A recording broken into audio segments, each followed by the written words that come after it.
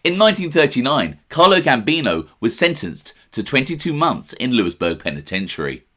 It is a section of his long criminal career that is rarely discussed in detail. Let's check it out.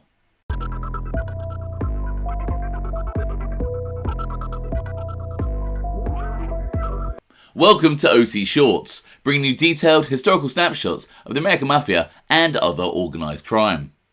Feel free to subscribe if you like that sort of thing. Today we're going to take a quick look at the time when Carlo Gambino was sentenced to 22 months in prison.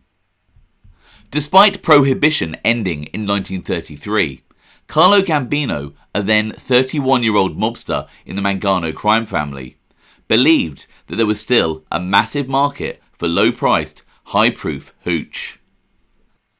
Now that alcohol production and distribution was legal, many of Gambino's fellow mobsters were moving away from bootlegging and focusing on other criminal activities such as gambling, loan sharking and dealing in narcotics. However, Gambino saw that there were still illegal opportunities in the alcohol business. It is said that Carlo Gambino purchased distillery equipment and trucks at a discounted price from other gangsters who were getting out of the bootlegging business. And it is believed that within a couple of years, Carlo Gambino had cornered the moonshine market in the northeastern United States. Gambino acquired a vast chain of whiskey stills which stretched from Brooklyn to the Catskill Mountains and from Long Island to New Jersey, Pennsylvania and Maryland. Gambino also bought out every still within 100 miles of New York, and he would then stockpile the alcohol. As Genovese mobster turned informer Joe Valachi would later state, Carlo used to tie up the alcohol. Every still that operated he would buy off of, and stack it up in the warehouse and then make his own price. For instance, say he bought at $15 a tin consists of 5 gallons. By the time he gets through with it and ties it up, he controls the market. He can sell it for $50 a tin when he is ready to release it. Gambino also partnered with and gained control of several legitimate businesses that used alcohol commercially, such as varnish companies. The industrial alcohol would then be secretly diverted away from these businesses and crudely processed into drinking alcohol. In 1937, Carlo Gambino was arrested for defrauding the government out of revenue from alcohol tax. It was reported 42 defendants, including individuals and corporations, were named in an indictment returned yesterday to Judge Robert A. Inch in Brooklyn by the federal grand jury. The indictment charges conspiracy to defraud the government out of liquor revenue amounting to upwards of $300,000. The indictment alleges that the defendants engaged in a conspiracy, the purpose of which was to recover potable alcohol from denatured alcohol, to possess and transport untaxed alcohol, and to defraud the United States government of its lawful revenue from alcohol taxes. The paper also states, the investigation revealed that the gang which was distributing the illicit alcohol had obtained, through legitimate sources, about 113,800 gallons of denatured alcohol, had stored it in various warehouses, and were distributing it in small lots to various stills scattered over Long Island, upstate New York, Brooklyn, Staten Island and New Jersey.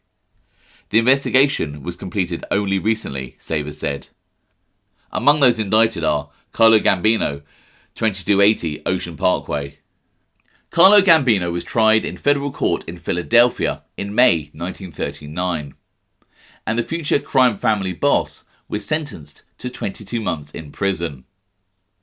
One newspaper reported, Philadelphia, May 20th, sentences from 1 day to 22 months and fines from $50 to $2,500 were imposed on 11 men and a Brooklyn, New York corporation in United States court, here on charges of conspiring to dodge government liquor taxes.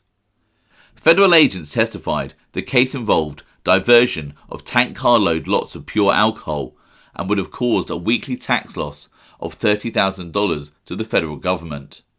In the indictment, the government had named 22 men and the A.R. Hauser Company Incorporated, varnish manufacturers of Brooklyn, New York, which was fined $250. Those sentenced included Carlo GAMBINO, 38, of Brooklyn, 22 months and $2,500 fine. Carlo GAMBINO was eventually taken to LEWISBURG Penitentiary to fulfill his sentence. However, the future crime boss wasn't behind bars for long.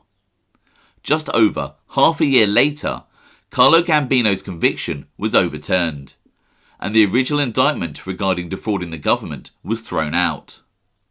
The Supreme Court ruled that the evidence against GAMBINO had been obtained via illegal wiretaps, and GAMBINO was set free.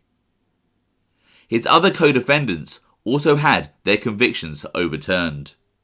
Evidently, GAMBINO's release from prison did not please the authorities, and in 1941, the government filed a lawsuit against GAMBINO, trying to sue him and several accomplices, including his brother, for over $1 million of unpaid alcohol tax. It was reported U.S. Attorney Harold M. Kennedy filed a joint government suit against 6 defendants in federal court Brooklyn yesterday, claiming $1,365,000 of tax unpaid since 1935 on 1,269,000 gallons of alcohol. The suit seeks additional 5% penalty and 6% annual interest. Carlo GAMBINO of 2230 Ocean Parkway, one of the sextet, was sentenced to 22 months in federal penitentiary and fined $2,500 in Philadelphia in May 1939 for complicity in a Brooklyn varnish company's adventuring in diverting untaxed alcohol to the drinking trade in tank carload lots. Authorities declared at the time that this caused a tax loss of $1.5 million a year. Named with GAMBINO in the current suit, but not in the earlier conspiracy, are his brother, Paul GAMBINO of 1716 Bogart Avenue. GAMBINO is also known to have had another conviction of just 30 days for bootlegging. However, ultimately, throughout his long criminal career, and despite multiple arrests, Carlo GAMBINO would not serve any serious prison time, dying a free man in 1976. I hope you found that interesting. Thanks for watching.